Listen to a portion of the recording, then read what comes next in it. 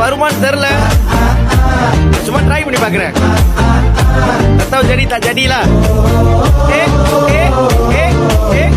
பச்சை குத்திக்கின உன்னோட பேர வழியில குச்சேண்டி 10,000 வீர உன்னோட இருக்கணும், உலகத்தை மறக்கணும், உன்னோட இருக்கணும்னா.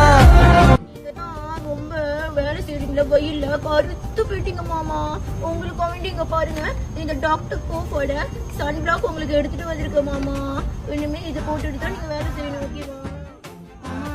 உங்களுக்கு நானே போட்டு விடுறேன் மாமா. மாமா நீங்க இனிமே இதுதான் பாய்க்கணும், சரியா மாமா? எனக்கு உங்க மேல ரொம்ப பாசம் மாமா.